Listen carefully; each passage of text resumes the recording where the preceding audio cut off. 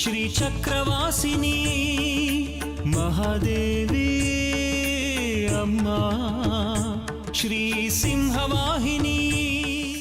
ಏನಂದ್ರಿ? ಮದ್ವೆನಾ? ಯಾರ್ ಮದ್ವೆ? ನಿನ್ನ ಮದುವೆ ನಮ್ಮ ಚಿಕ್ಕ ಯಜಮಾನರು ಸಚ್ಚಿದಾನಂದ ಅವ್ರ ಜೊತೆಲಿ. ನಾನು ಅವಳಿಗೆ ತಿರುಗಿ ಬಾರಿಸ್ಬೋದಿತ್ತು, ಆದರೆ ಬಾರಿಸ್ಲಿಲ್ಲ. ಯಾಕೆ ಹೇಳು? ಮುಂದೆ ಅವಳು ನನ್ನನ್ನು ಮದುವೆ ಆಗೋಳು. ಈಗ ನಾನು ಅವಳಿಗೆ ತಾಳಿ ಕಟ್ಟಲಿಲ್ಲ ಅಂದರೆ ನಿನಗೆ ಈ ಊರಲ್ಲಿ ಟ್ರಾವೆಲ್ಸ್ ಇರಲಿ, ಒಂದು ಡ್ರೈವರ್ ಕೆಲಸನೂ ಸಿಗಲ್ಲ, ಬೇರೆ ಏನೂ ಮಾಡೋದಕ್ಕೆ ಬಿಡಲ್ಲ.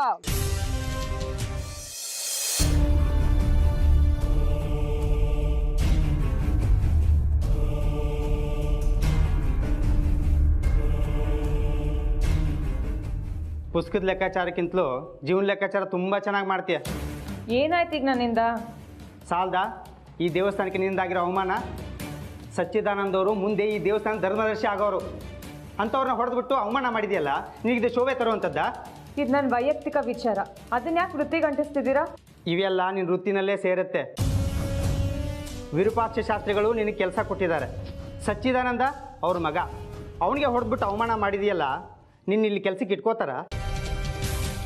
ನಿಮ್ಮ ತಮ್ಮನಿಗೂ ಅವರೇ ಸಹಾಯ ಮಾಡ್ತಾ ಇರೋದು ನೋಡ್ತಾ ಇರೋ, ಅವನೂ ಮಟ್ಟ ಹಾಕ್ತಾರೆ.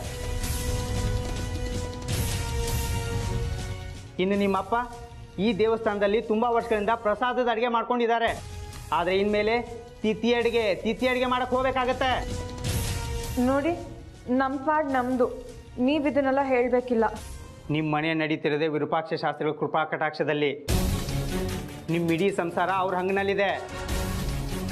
ನಿನಗೂ ಸಚ್ಚಿದಾನಂದವ್ರಿಗೂ ಮದುವೆ ಮಾಡಬೇಕು ಅಂತ ಪ್ರಸ್ತಾಪ ಆಗಿತ್ತು, ಅವ್ರ ಕೆನ್ನೆಗೆ ಹೊಡೆದ್ಬಿಟ್ಟಲ್ಲ ನೀನು.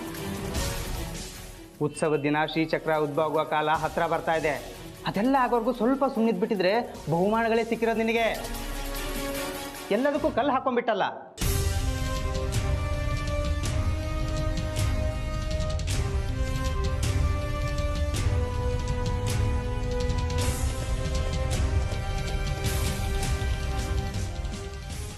ಸಾಕು ನಿಲ್ಸು. ಸಚ್ಚಿದಾನಂದವ್ರ ಮೇಲೆ ಕೋಪ ಮಾಡ್ಕೊಂಡು ಅವ್ರ ಕೆನ್ನೆಗೆ ಹೊಡೆದೆ, ನನ್ನ ಮೇಲೆ ಕೋಪ ಮಾಡ್ಕೊಂಡು ಲೆಕ್ಕ ತಪ್ಪರಿದ್ರೆ ನಾನು ತಲೆದಂಡ ಕೊಡಬೇಕಾಗತ್ತೆ. ಸದ್ಯಕ್ಕೆ ನೀನು ಲೆಕ್ಕ ಬರೆಯೋದು ಬೇಡ. ಕಚೇರಿನಲ್ಲಿ ಇದ್ಕೊಂಡು ನನ್ನ ಊಟ ತಿಂಡಿ ವ್ಯವಸ್ಥೆ ನೋಡ್ಕೋ. ಎದ್ದಳ ಮೇಲೆ ಕೈ ಕಟ್ಕೊಂಡು ನಿಂತ್ಕೊ. ಅಲ್ಲಿ ಹೇಳಿದ್ ಕೇಳಿಸ್ತಾ ಇಲ್ವಾ? ಎದ್ದಳ ಮೇಲೆ.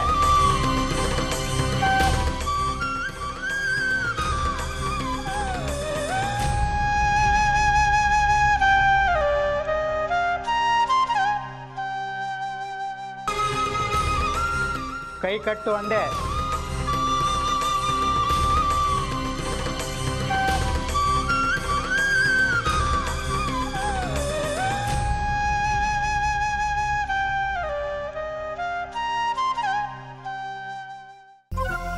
ಏನೋ ನಿನ್ನ ಈ ಸ್ಥಿತಿಲಿ ಬಿಟ್ಟು ಗುಂಡು ಹಾಕೋಕ್ಕೆ ಮನಸ್ಸು ಬರ್ತಿಲ್ಲ ಕಣೋ ವಿದ್ಯಾಶಂಕರ. ಹೆಣ್ಣದ ಅಂಗಡಿಗೆ ಹೋದೆ, ಗ್ಲಾಸ್ಗೆ ಎಣ್ಣೆನೂ ಹಾಕಿಸ್ಕೊಂಡೆ, ಉಪ್ಪಿನಕಾಯಿ ಮುಂದಿಟ್ಕೊಂಡಪ್ಪ. ಆದ್ರೆ ಯಾಕೋ ಗುಂಡು ಹಾಕೋಕ್ಕೆ ಮನಸ್ಸು ಬರಲಿಲ್ಲ. ಗ್ಲಾಸ್ನಲ್ಲಿ ಇದ್ದಿದ್ದೆಲ್ಲ ಚೆಲ್ಬಿಟ್ಟೆ. ನೀನೇನೇ ಹೇಳೋ, ಇವತ್ತು ನೀನು ಈ ಪರಿಸ್ಥಿತಿಗೆ ಬರೋದಕ್ಕೆ ಕಾರಣ ನಿಮ್ಮ ಅಕ್ಕನೇ ಕಣ. ಹೆಣ್ಣುಮಕ್ಕಳು ಒಂದು ಅಂಕೆಯಲ್ಲಿರಬೇಕು. ಸುಮ್ಮನೆ ಇರಿ ಚಿಕ್ಕಪ್ಪ, ನಮ್ಮ ಕರ್ಮಕ್ಕೆ ಅಕ್ಕಂಗೆ ಯಾಕಂತೀರಿ? ಗಂಡಸರ ಜೀವನ ಉದ್ಧಾರ ಆಗೋದಕ್ಕೂ ಹಾಳಾಗೋದಕ್ಕೂ ಹೆಣ್ಣೆ ಕಾರಣ ಕಣೋ, ಹೆಣ್ಣೆ ಕಾರಣ.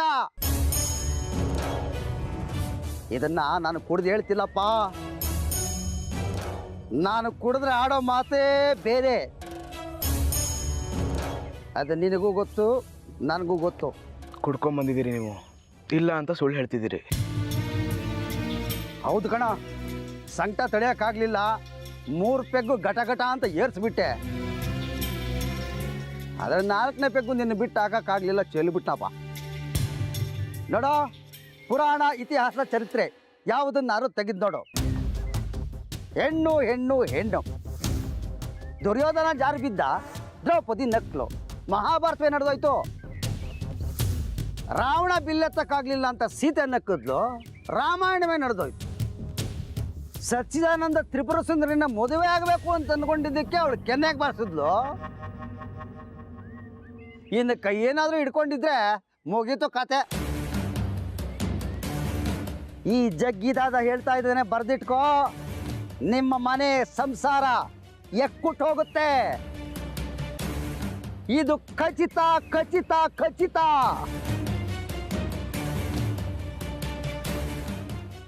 ಭಯ ಆಗುತ್ತಲ್ಲ ಚಿಕ್ಕಪ್ಪ.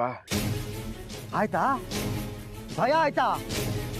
ನಿನಗೆ ಇಷ್ಟ ಆಗಬೇಕಾದ್ರೆ ನನಗಿನ್ನ ಇಷ್ಟ ಆಗಬೇಡ. ನಿಮ್ಮ ಮನೆಯವರೆಲ್ಲ ಬೀದಿಗೆ ಬಂದರೆ ಹಬ್ಬ ಹೀಗೆ ನಿರಾಳ ಅದೆ. ನಿನ್ನ ಮುಂದೆ ಎಲ್ಲ ಕಟ್ಬಿಟ್ನಲ್ಲ, ನೆಮ್ಮದಿ. ಬಾರೋ, ಇದೇ ಫೀಲಿಂಗ್ನಲ್ಲಿ ಒಂದಷ್ಟು ಹಾಕೊಂಬರೋಣ. ನನಗೆ ಬೇಡ ಚಿಕ್ಕಪ್ಪ, ನೀವು ಹೊರಡಿ. ಆಯ್ತಪ್ಪ, ನನ್ನ ಹೆಂಡತಿ ಅಕ್ಕನ ಗಂಡನ ಮಗ ಹೇಳ್ತಾನೆ ಅಂದರೆ ನಾನು ಪಾಲಿಸದೇ ಇರೋಕ್ಕಾಗುತ್ತಾ? ದೇವಸ್ಥಾನಕ್ಕೆ ಬಂದವರೇ ಬೇರೆಯವ್ರ ಪರವಾಗಿ ತಪ್ಪು ಕಾಣಿಕೆ ಹಾಕ್ತಾರಂತೆ. ಹಾಗೆ ನಾನು ನಿನ್ನ ಪರವಾಗಿ 3 ತರಟೆ ಹಾಕೊಂಡ್ಬಿಡ್ತೀನಿ ಬಿಡು. ನಿನ್ನ ಆತ್ಮಕ್ಕೆ ಶಾಂತಿ ಸಿಗಲಪ್ಪ. ನೀನು ಇಲ್ಲೇ ಕೂತ್ಕೊಂಡು ಇನ್ನೊಂದಷ್ಟು ಯೋಚನೆ ಮಾಡು, ನಿನಗಿಲ್ಲೇ ನೆಮ್ಮದಿ ಸಿಗಲಿ. ಅಮ್ಮ ತಾಯಿ, ನಮ್ಮ ವಿದ್ಯಾಶಂಕರನ್ ಕಾಪಾಡಮ್ಮ.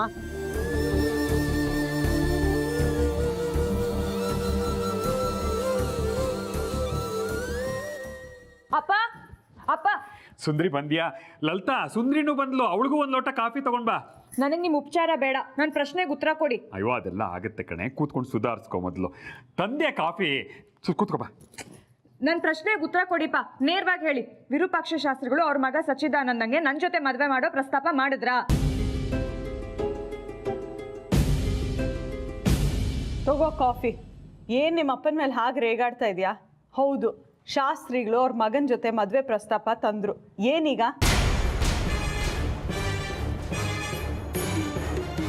ಆ ವಿಚಾರ ಮಾತಾಡೋಣ ಅಂತಾನೆ ಕಣೆ ನಿನ್ನೆ ಕಾಯ್ತಿದ್ದಿದ್ದು. ಅದೇನಾಯ್ತು ಗೊತ್ತಾ? ಈಗ ಅಮ್ಮನವರ ಆರಾಧಕಳಾಗಿರೋ ನಿಮ್ಮ ಮಗಳು ತ್ರಿಪುರ ಸುಂದರಿ ನಮ್ಮ ಮನೆ ಸೊಸೆಯಾಗಬೇಕು ಅನ್ನೋದೇ ನನ್ನ ಹೆಂಡತಿ ವಿಶಾಲಾಕ್ಷಿ ಇಚ್ಛೆ.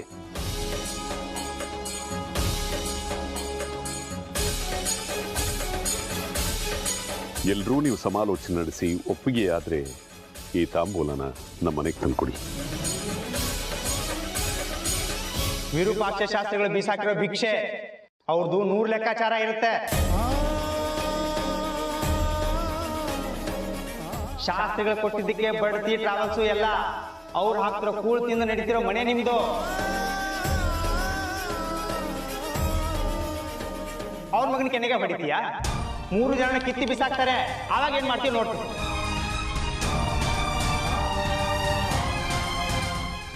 ಅವ್ರ ಸಂಬಂಧ ಸಿಗಬೇಕು ಅಂದ್ರೆ ನೀನು ಪುಣ್ಯ ಮಾಡಿರ್ಬೇಕು.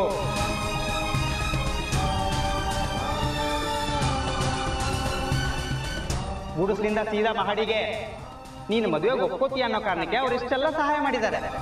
ಇಲ್ಲಾಂದ್ರೆ ಎಲ್ಲ ವಾಪಸ್ ಕಿತ್ಕೋತಾರೆ.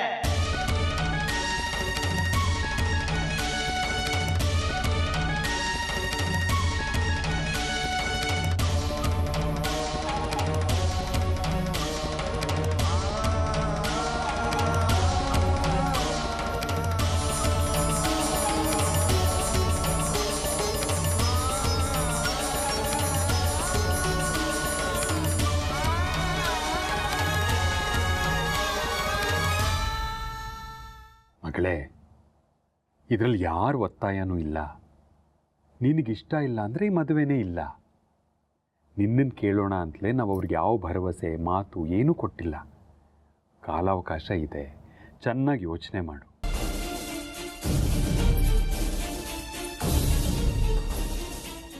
ನಿನ್ನ ನಿರ್ಧಾರ ಹೇಳಿದ ಮೇಲೇ ನಾವು ಮುಂದುವರಿಯೋದು.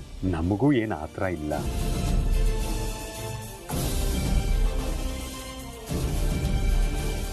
ಒಳ್ಳೆ ಮನೆ, ಒಳ್ಳೆ ಕುಟುಂಬ, ಒಳ್ಳೆ ವಂಶಸ್ಥರು.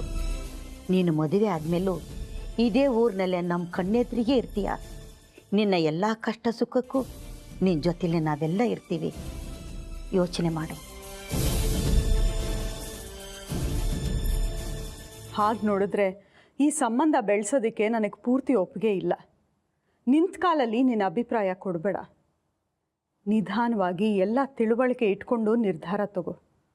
ಇದು ನಿನ್ನ ಜೀವನ, ನಿನ್ನ ಮುಂದಿನ ಬದುಕು. ನಿನ್ನ ತೀರ್ಮಾನ ಮುಖ್ಯ.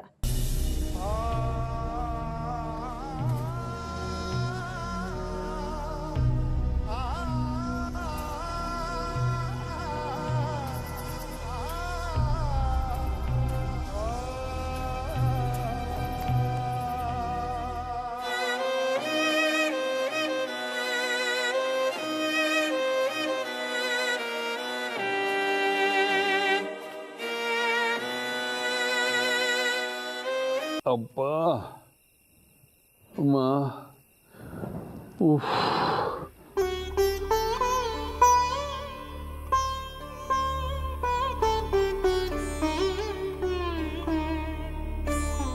ಈ ಬೆನ್ನು ಒಂದು ಬೇತಾಳದ ಹಿಂದೆ ಬಿದ್ದಿದೆ. ಇದೊಂದಿಲ್ಲದೆ ಇದ್ದಿದ್ರೆ. ನಿಮ್ಮದು ಬರೀ ಮೇಲ್ವಿಚಾರಣೆ ಕೆಲಸ ಅಂತ ಹೇಳ್ತೀರಾ. ಅವ್ರು ಮಾಡೋ ಕೆಲಸನ ನೋಡ್ಕೋಬೇಕು ಅಷ್ಟೇ ಅಂತ ಅಂದ್ರಿ. ಯಾಕೆ ಇಷ್ಟೊಂದು ಬೆನ್ನೋವು? ಕೆಲಸ ಮಾಡೋದಕ್ಕೆ ಆಳುಗಳಿಲ್ವಾ? ಆಳುಗಳು ಮಾಡೋ ಕೆಲಸ ಎಲ್ಲ ಹಾಳೆ. ಅವ್ರಿಗೆ ಹೇಳಿ ಈ ಕಡೆ ತಿರುಗಿದ್ರೆ ಎಲ್ಲ ಎಡವಟ್ಟು ಮಾಡಿರ್ತಾರೆ. ಅವ್ರಿಗೆ ಹೇಳಿ ಅದನ್ನು ಅರ್ಥ ಮಾಡೋದಕ್ಕಿಂತ ನಾನೇ ಅತ್ಲಾಗಿ ಮಾಡಿಬಿಡೋದು ವಾಸಿ. ಹೋದಷ್ಟು ದಿವಸಕ್ಕೂ ಇದೇ ಆಗತ್ತಾ? ನೀವೇನು ಚಿಕ್ಕ ಹುಡುಗನ 4 ಗದರಿ ಕೆಲಸ ಕಲಿಸ್ಬೇಕು.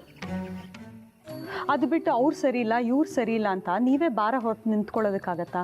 ಅಯ್ಯೋ, ಎಷ್ಟು ಹೇಳಿದ್ರು ಅಷ್ಟೇ ಕಣೆ. ಅದಕ್ಕೆ 3/4 ಪಾಲು ನಾನೇ ಎಲ್ಲ ಮಾಡಿಬಿಡೋದು. ಹೆಸರಿಗೆ ಮೇಲ್ವಿಚಾರಣೆ ಅವರೇ ನನ್ನ ಮೇಲೆ ಸವಾರಿ ಮಾಡ್ತಿರ್ತಾರೆ. ಈಗೊಂದು ವರ್ಷದಿಂದ ಬೆನ್ನು ಕಾಡೋಕೆ ಶುರುವಾಗಿದೆ. ಅದರಲ್ಲೂ ದೇವಸ್ಥಾನದಲ್ಲಿ ವಿಶೇಷ ಪೂಜೆ ಪುನಸ್ಕಾರ ಇದ್ದ ದಿವಸ ಅಂತೂ ಆ ದೊಡ್ಡ ದೊಡ್ಡ ಕೊಳಗ ಇಳಿಸಿ ಪಾತ್ರೆ ಬಗ್ಸಿ ದೇವಸ್ಥಾನದಲ್ಲೇ ಕುಸ್ದು ಹೋಗ್ತೀನಿ ಅನ್ಸ್ಬಿಡುತ್ತೆ. ವಿರೂಪಾಕ್ಷ ಶಾಸ್ತ್ರಿಗಳಿಗೆ ಹೇಳಿ ಇನ್ನೊಂದಿಬ್ರು ಆಳುಗಳು ಹೆಚ್ಚಿಗೆ ಬೇಕು ಅಂತ. ಅಯ್ಯೋ, ಈಗ ಕೊಟ್ಟಿರೋ ಆಳುಗಳ ಸಂಖ್ಯೆನೇ ಜಾಸ್ತಿ ಅಂತಾರೆ. ಬರೀ ಪ್ರಸಾದದ ಅಡುಗೆಗೆ ಯಾಕಿಷ್ಟು ಜನ ಅಂತಿರ್ತಾರೆ. ಹೋದ ವಾರ 2 ಸಾರ್ತಿ ಪ್ರಸಾದ ಸರಿ ಹೋಗದೆ ಬಂದವರೆಲ್ಲ ಬೈಕೊಂಡು ಶಾಸ್ತ್ರಿಗಳ ಮುಂದೆನೆ ಅದನ್ನು ಚೊಲ್ಲು ಹೋದ್ರಂತೆ. ಹೀಗೆ ಆದರೆ ಕಷ್ಟ. ಮೊದಲೇ ವಿರೂಪಾಕ್ಷ ಶಾಸ್ತ್ರಿಗಳು ಕ್ಷಣ ಚಿತ್ತ ಕ್ಷಣ ಪಿತ್ತ, ತಲೆ ತಿರುಗಿದ ಹಾಗೆ ನಿರ್ಧಾರಗಳನ್ನು ಬದಲಾಯಿಸ್ತಿರ್ತಾರೆ. ಇನ್ನೀಗಂತೂ ನಮ್ಮ ಸುಂದರಿನ ಅವ್ರ ಮನೆ ಸೊಸೆ ಮಾಡಿಕೊಡದೇ ಇದ್ರೆ ನಾಳೆಯಿಂದ ಕೆಲಸಕ್ಕೆ ಬರಬೇಡ, ಶಾಶ್ವತವಾಗಿ ಮನೆಯಲ್ಲೇ ಇದ್ದುಬಿಡು ಅಂದರೂ ಆಶ್ಚರ್ಯ ಇಲ್ಲ.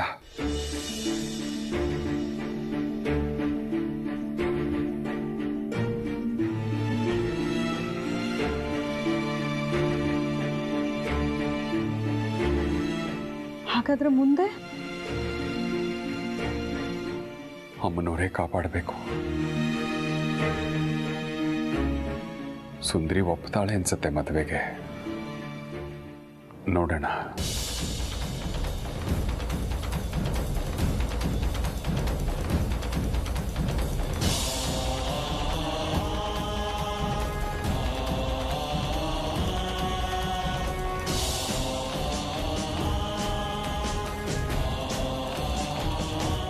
ನಿಮ್ಮ ಮನೆ ನಡೀತಿರದೆ ವಿರೂಪಾಕ್ಷ ಶಾಸ್ತ್ರಿಗಳ ಕೃಪಾ ಕಟಾಕ್ಷದಲ್ಲಿ. ನಿಮ್ಮ ಇಡೀ ಸಂಸಾರ ಅವ್ರ ಹಂಗನಲ್ಲಿದೆ.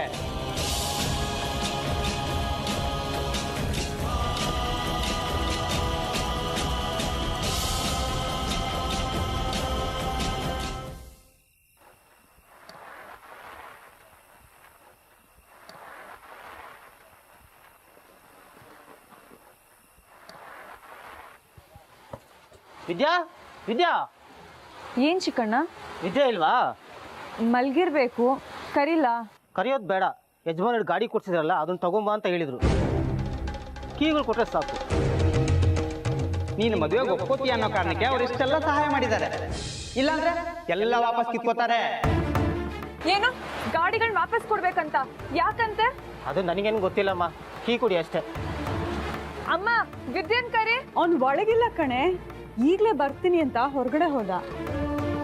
1 ನಿಮಿಷ ಚಿಕ್ಕಣ್ಣ, ಅವ್ನು ಎಲ್ಲಿರ್ತಾನೆ ಅಂತ ಗೊತ್ತು. ಹೋಗಿ ಕರ್ಕೊ ಬಂದ್ಬಿಡ್ತೀನಿ. ಬೇಡ ಬೇಡ ಬೇಡ, ನೀವು ಊರೆಲ್ಲ ಉಳ್ಕೊಂಬರೋಷ್ಟೊತ್ತಿಗೆ ತಡ ಆಗುತ್ತೆ. ಯಜಮಾನರು ನನ್ನ ಬೈತಾರೆ. ಕೀ ಕೊಟ್ಟರೆ ಸಾಕು, ಹೊರಡ್ತೀನಿ ನಾನು. ಅವ್ನು ಬಂದಮೇಲೆ ನಾನು ಕೀ ತಗೊಡು ಅಂತ ಹೇಳಿ. ಈಗ ಕೀ ಕೊಡಿ ಬೇಗ.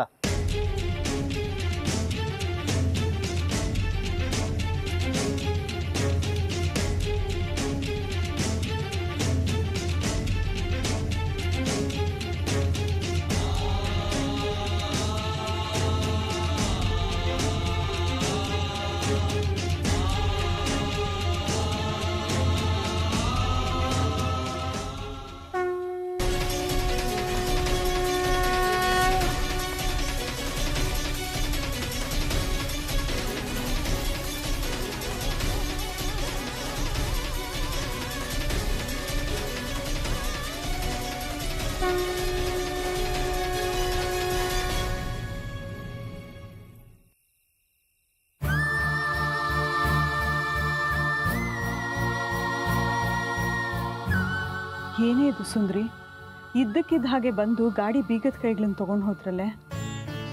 ನಮ್ಮ ವಿದ್ಯೆ ಏನಾದರೂ ಗಲಾಟೆ ಮಾಡ್ಕೊಂಡಿದ್ದಾನ, ಅಥವಾ ನಿಮ್ಮ ಜಗ್ಗಿ ಚಿಕ್ಕಪ್ಪ ಏನಾದರೂ ಕಿತಾಪತಿ ಮಾಡಿದಾರಾ? ಅಮ್ಮ, ಚಿಕ್ಕಣ್ಣ ಬಂದಿದ್ನಾ?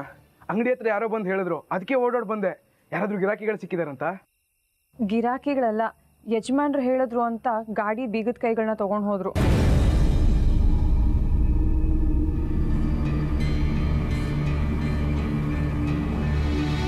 ಯಾಕೆ ಕೊಡೋಕೆ ಹೋದ್ರೆ? ನಾನು ಬರೋವರೆಗೂ ಇರುವಂತ ಹೇಳ್ಬೇಕಿತ್ತು. ಎಷ್ಟು ಹೇಳಿದ್ರು ಕೇಳಲಿಲ್ಲ ಕಣೋ.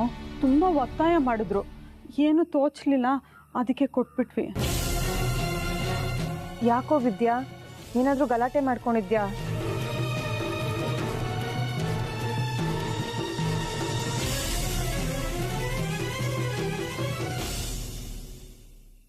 ಮುಗೀತು ಕಣೆ, ನನ್ನ ಕತೆ ಮುಗೀತು. ಇನ್ನು ಊರಲ್ಲಿ ಡ್ರೈವರ್ ಕೆಲಸನೂ ಸಿಗಲ್ಲ ನನಗೆ. ಯಾಕೋ ವಿದ್ಯಾ, ಏನಾಯ್ತೋ?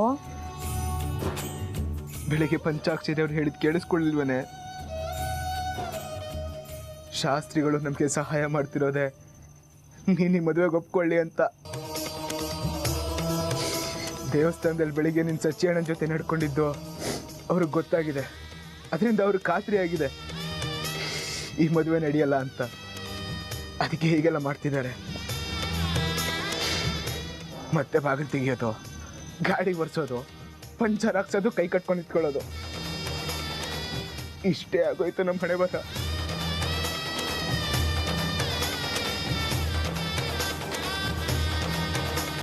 ನೋಡಿದ್ಯಾ, ನಿನ್ನ ಮಗಳು ಮಾಡಿರೋ ಗಣಂದಾರಿ ಕೆಲಸದಿಂದ ನಿನಗಿಷ್ಟು ಆಘಾತ ಆಗಬೇಕಾದ್ರೆ ನಮ್ಗೆ ಅನ್ನ ಹಾಕೋ ದನಿಗಳವರು, ಅವ್ರಿಗೆ ಎಷ್ಟು ಸಂಕಟ ಆಗಿರಬಾರ್ದು. ಆಹಾ ಹಾ ಹಾ ಹಾ ಹಾ, ಏನು ದುರಹಂಕಾರ ಅಂತೀನಿ. ಸಚ್ಚಿದಾನಂದವ್ರ ಕೆನ್ನಿಗೆ ಹಾಗ ಹೊಡೆಯೋದು.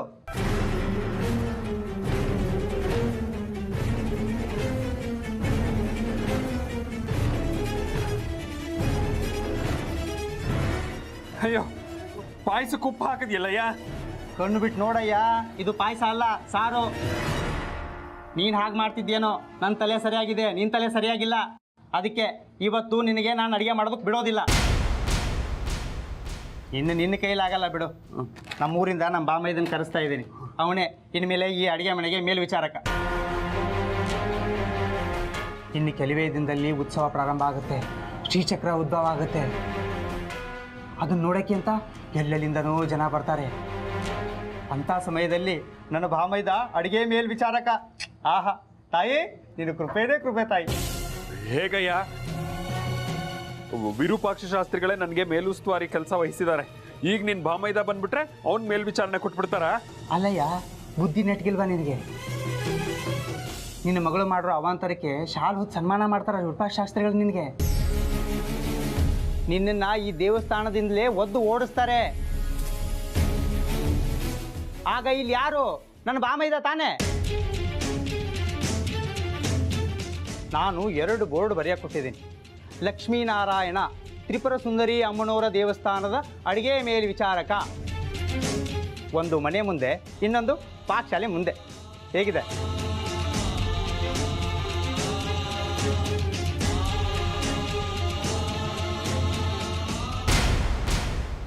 ಅಕ್ಕ ಅಕ್ಕ, ವಿಷಯ ಗೊತ್ತಾಯ್ತೇನೆ?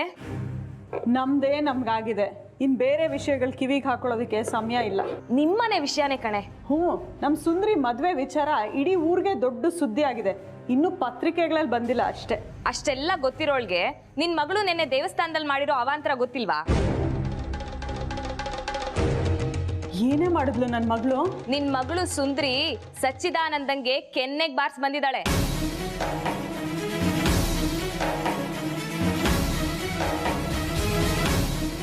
ಏನು?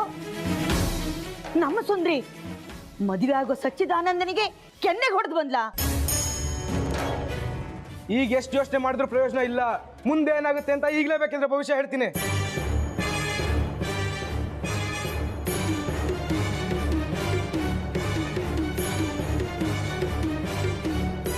ಯಾಕೆ ಹೀಗೆ ಮಾಡಿದೆ? ಮನೆಯಲ್ಲಿ ಅವನ ಜೊತೆನೆ ಮದುವೆ ಮಾತುಕತೆ ನಡೀತಾ ಇರುವಾಗ ಹೀಗೆ ಯಾಕೆ ಮಾಡಿದೆ?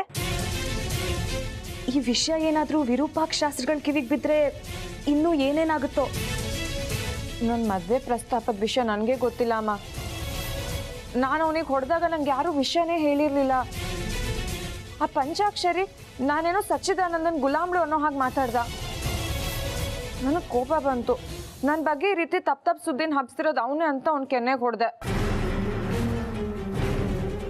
ಮುಂದೇನಾಗುತ್ತೆ ಅಂತ ನಾನು ಹೇಳ್ತೀನಿ ಕೇಳಿ. ಇವಳು ಲೆಕ್ಕ ಬರೆಯೋ ಕೆಲಸ ಹೋಗುತ್ತೆ, ಮತ್ತೆ ಮೆಟ್ಲೆಣ್ಸು ಕಸ ಗುಡಿಸು, ಅಪ್ಪನ ಮೇಲುಚ್ಚುವರಿನೂ ಗೋತಾ, ಮತ್ತೆ ಅನ್ನ ಬೇಯಿಸು, ಸಾರು ಕುಚ್ಚು. ನನ್ನ ಟ್ರಾವೆಲ್ಸ್ಗೂ ಬೇಗ, ಮತ್ತೆ ಎಲ್ಲ ನಿಟ್ಟು ಉಪವಾಸ. ಎಲ್ಲರನ್ನೂ ಹಾಳು ಮಾಡ್ಬಿಟ್ಟಿಯಲ್ಲೇ.